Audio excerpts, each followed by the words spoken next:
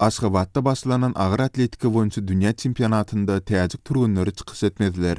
AG Plus nesiriniň Täjikistanyň Milli Olimpik Komitetine salgylanyp beren maglumatynda bu täjik ağır atletikaçylarynyň türkmen wizasyny alyp bilmändiginiň sebäp bolandygy bellenildi. Emma täjik sportsmenlerine näme sebäpden wizalaryň berilmänligi maglumatda belli edilmedi. Dogrudanam çempionatda gatnaşan turgunlaryň resmi sanawyna seredilende onda täjik turgunlarynyň ýokdugyny görse bolýar. Şol bir wagtda Azatlyk radiosy bilen söhbetdeş bolan täjik ağır atletikaçylary we tälimçileri 1-10 noýabr aralygynda geçen çempionatda gatnaşmak üçin Täjikistanyň ağır atletika boýunça federasiýasynyň gerekli şertleri döretmändigini aýtdylar. 10 ýyl bäri ağır atletika bilen meşgullanýan Rahmoil Zabirov Aşgabatdaky çempionata gitmegi arzu edendigini, emma indi oňa telewiziýa arkaly tomasha etmeli boljakdygyny aýtdy. Ol Täjikistanyň ağır atletika boýunça federasiýasynyň gerekli şertleri döretmändigini, hatda bu ýarys barada gerekli maglumatlar bilen hem üpçün etmändigini aýtdy. Hele dardı var aslında.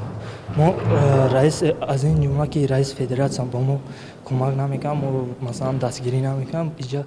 Zabirowyň sözlerine görä olar Aşgabatdaky çempionata diňe bir aýga alanda ähli şertleri düredilen sport dalynda turgunlaşyp başlapdyrlar. Täjik ağır atletikaçylarynyň taýlama toparynyň tälimçisi Bobohon Sangow hem Azatlyk radiosy bilen söhbetdeşliginde özlerinde turgunlaşma şertleriniň we Aşgabatdaky dünýä çempionatyna gatnaşmak üçin mali mümkinçilikleriniň ýokdugyny aýtdy.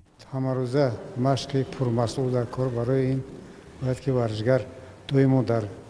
Täjikistanyň ağır atletika boýunça federasiýasynyň başlygy Şarif Davlatow bolsa, Azatlyk radiosy bilen söhbetdeşliginde täjik sportsmenleriniň Aşgabatdaky çempionatda çykyş etmäge taýýar däldiklerini aýtdy. Davlatow täjik turgunlary gatnaşan ýagdaýynda da olaryň 20-nji orundan ýokary ýerlere alyp bilmejekdigini aýdyp sözüni şeýle dowam etdirdi. Täjik turgunlary ağır atletika ýarışlarynda köplenç gowy çykyş etmeýärler. Şol sebäpden olaryň lapy keçip bolup, olar ýarışlara özleri gitmeýärler. Egerde olar hökümetiň pullary bilen ol ýere giden bolsalar, bu gowy bolmazdy, diýdi. Türkmen resmiýetlerinden ýokarky ýagdaýlar boýunça häzirlikçe hiç ýyly kommentari almak başartmady. Aşgabatyň Olimpiya şäherjiginde geçen halkara sport çäresinde erkekleriň 84-nji we aýallaryň 27-nji dünýä çempionaty geçiriler.